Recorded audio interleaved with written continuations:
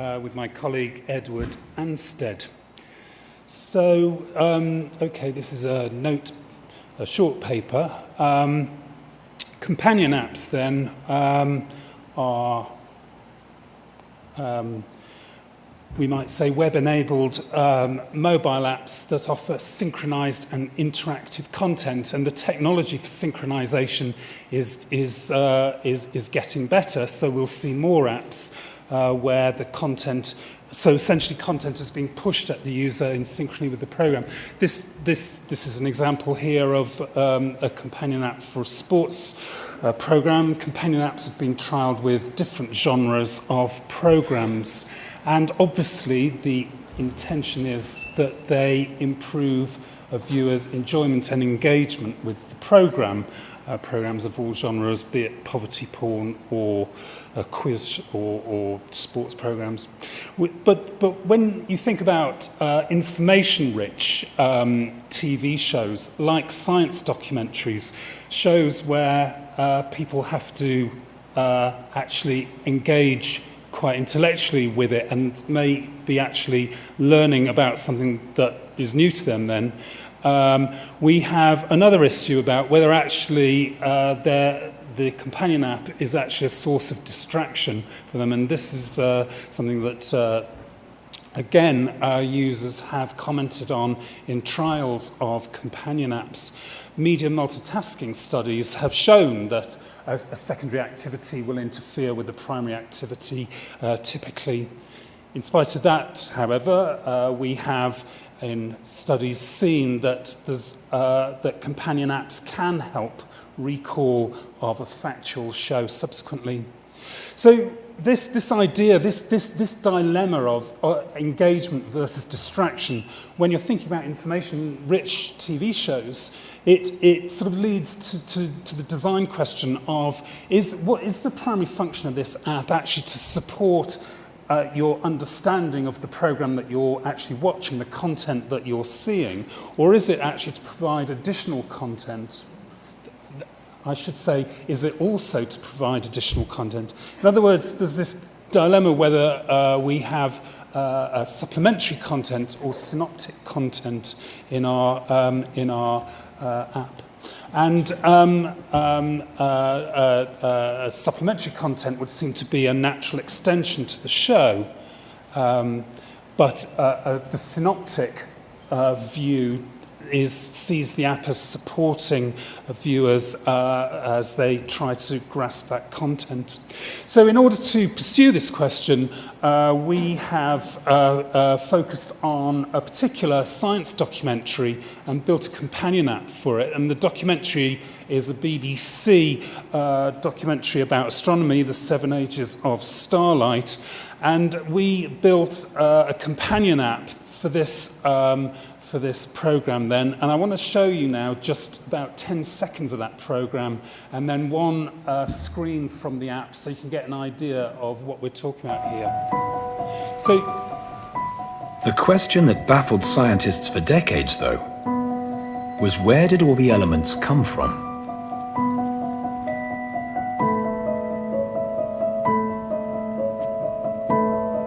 The breakthrough came from the mind of a doughty Yorkshireman, Fred Hoyle. Well, the companion app, which you saw it appearing there, but obviously users are using it continuously and it's providing a set of screens. The actual screen that you'd be seeing there is a screen which contains graphics and text. And the app had, in addition, supplementary content in one version of the app that could be accessed via on demand by twisty menus, and there were also the thumbnails at the top which told viewers when there was another page of content that they could choose to see that was synchronized with the program. So that's what the app looked like, and what we then were doing was an experimental comparison with looking at the effects of synoptic versus supplementary content on firstly users' experience of watching the TV, using the app. Secondly, on their interaction, specifically how they manage their visual attention across the two displays.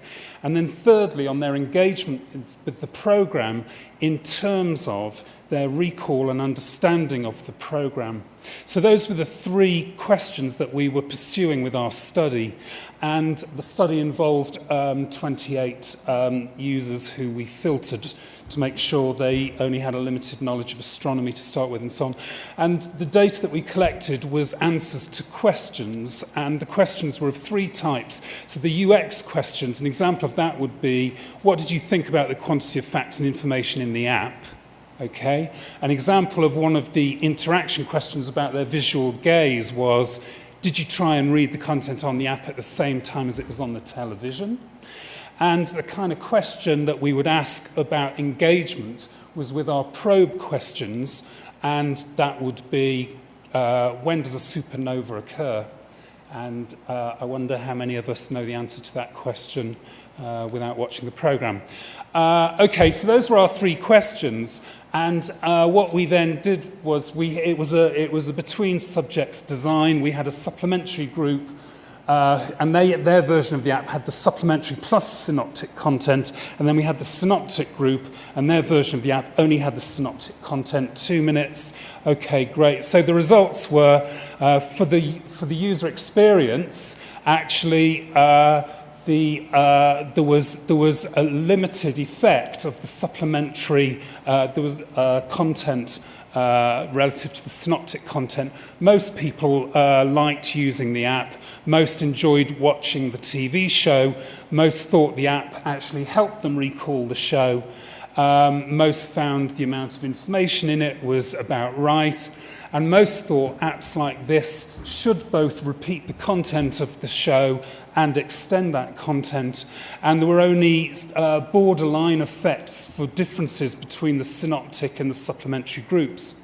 But for the interaction questions, there were differences appearing between the groups. So most people find it difficult to know which screen to look at.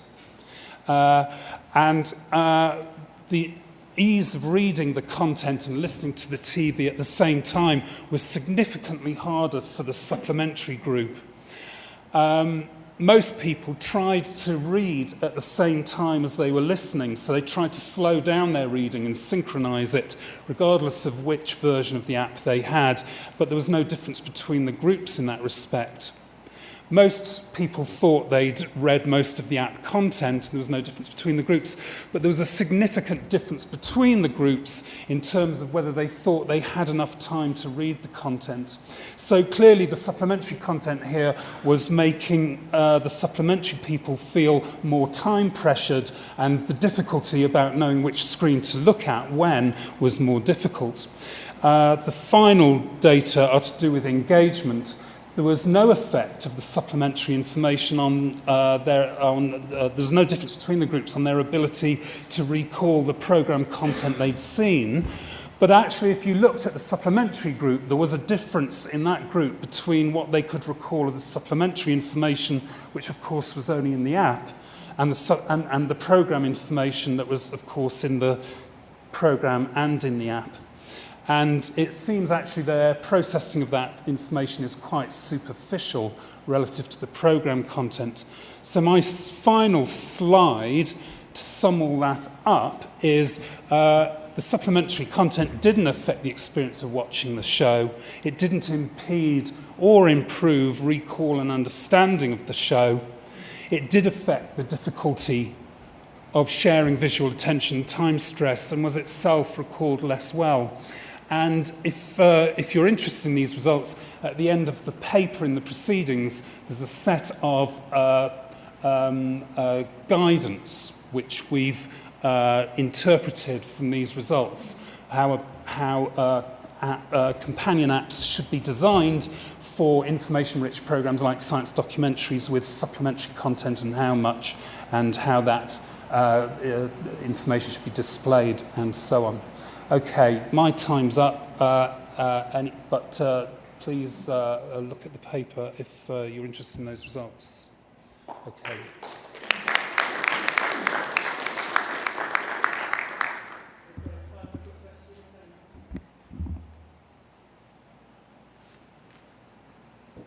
Hi, Miguel Nacenta, University of St. Andrews. I was just wondering, this is a little bit an abstract question, but do you think there's a space there for doing synoptic really, really well so that people really get a lot out of the programs that are already there? Because the feeling that I get is that most people think they've watched the program, but they've only really watched like 20% of it.